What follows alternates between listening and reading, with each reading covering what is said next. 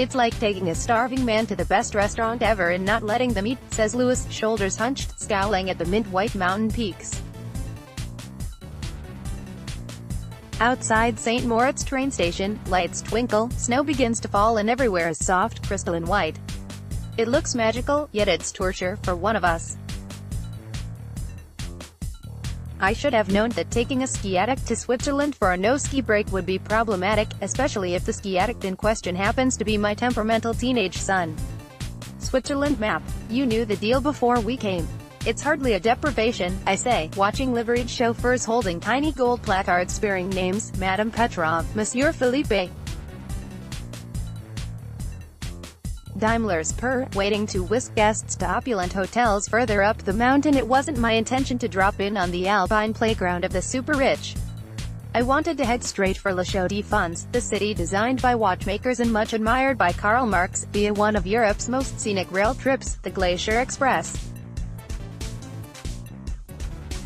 But in the spirit of balance and contrast, first we stay at one of St Moritz's oldest hotels, the Culm.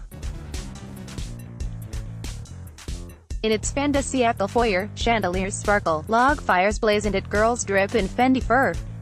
It is like walking into the back pages of Ola. Ice Magic, skating at Culm Hotel. We have a 6-course tasting menu booked for you in the Grand Restaurant for 7 p.m., says the lady at reception. My son Louis is perkier by the minute. Strangely, his mood darkens when we are shown our room, complete with wraparound views of the Alps. I can't believe it, he fumes, pacing the marbled bathroom. People have been living like this all along and I never knew. Now I can't enjoy anywhere else, and that's the problem with coming to places like this, I say. You feel either moral outrage or envy. Neither makes you happy. It's better just not to know, but Louis isn't listening. He is distracted by the in-house video on the TV. Mom, look, you can hire a mountain for a day. It's only £4,000. Can we come back? At supper, the waiter hovers while Louis eyes up the wine menu where bottles start at around £75. I know it's not a question you hear very often, I say. But what's your cheapest glass of house red? House, the waiter repeats, baffled. La Chaux-de-Fonds. The next morning, we head for the ice skating rink, owned by the Culm, but open to the public. My instructor is charming and patient, holding my hands while I grit my teeth and try to forget about the last time I went ice skating 20 years ago and broke my ankle. She offers to take Louis nighttime skiing, a Friday tradition where for less than £20 you can enjoy Switzerland's longest floodlit slope till 1 a.m. He's thrilled to get the chance to ski while I enjoy the outdoor infinity pool in peace. Later in reception, I hear an overconfident English accent. My son is still on the slopes. I'm afraid we'll be a little late for the country club. I'm horrified to realize it is me. Time to go, before I start inquiring about mountain rentals. Early next morning, we board the Glacier Express, the world's slowest express train that has been running between St Moritz and Zermatt since 1930. It snows heavily the day we travel and much of the time we emerge from the darkness of each tunnel, there are 91 of them, into blinding white fog. But when it does clear, the scenery is spectacular. We enjoy a 3-course lunch at our table as the train carves its way through the Oberalp Pass, 2,033 meters above sea level, with its glaciers and peaks, then on through the Nicolai Valley, the deepest in Switzerland, arriving at Zermatt 8 hours later. The next morning we board a train to La Chaux-de-Fonds, in the Jura Mountains, and close to the French border. Glass houses, Art Nouveau balconies in La Chaux-de-Fonds. Photograph Ernst WRBA, Alamy. If there is anywhere in Europe, let alone Switzerland, that is less like St Moritz in spirit, it's hard to think of it. While St Moritz as raison d'etre as leisure for the super-rich, La Chaux-de-Fonds is its polar opposite, created as a socialist antidote to all that glitz and privilege. Home of modern watchmaking, the town prized industry and enterprise above all else. In 1794 a fire destroyed most of the buildings and, inspired by the radicalism of the French Revolution, it was redesigned by the workers for the workers. Equality was built into the new city brick by brick. They chose not to have a civic center given over to grand squares and palaces where the elite could parade their wealth and the poor would feel excluded.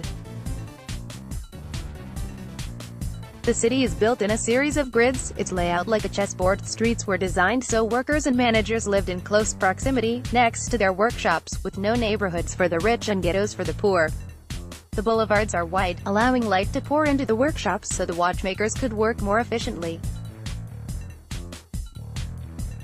As a social experiment it was a resounding success. Marx described the town as "la grande manufacture" and "das Kapital."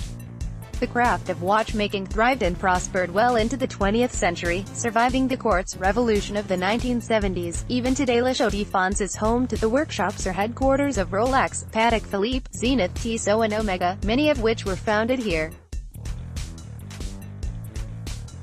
This time, the International Clockmaking Museum, La Chaux-de-Fonds. Photographed Getty Images. The city is also home to the granddaddy of modernism, Le Corbusier, born here in 1887. In a snowy suburb overlooking the town, La Maison Blanche is a modernist gem built in 1912, and all the values that inspired the town are here in his design.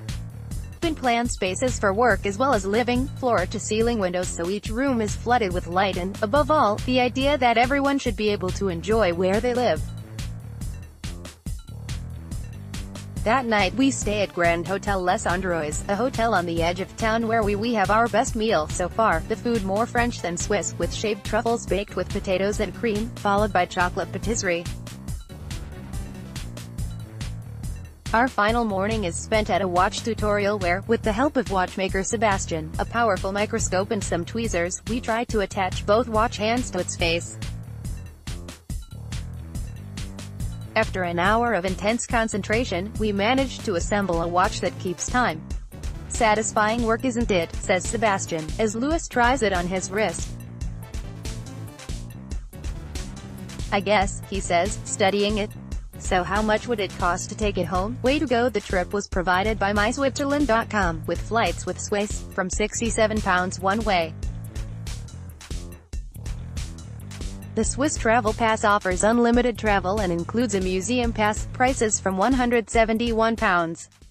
To book the Glacier Express, go to glacierexpress.ch. This article contains affiliate links, which means we may earn a small commission if a reader clicks through and makes a purchase. All our journalism is independent, and is in no way influenced by any advertiser or commercial initiative. The links are powered by Skimlinks. By clicking on an affiliate link, you accept that Skimlinks cookies will be set. More information.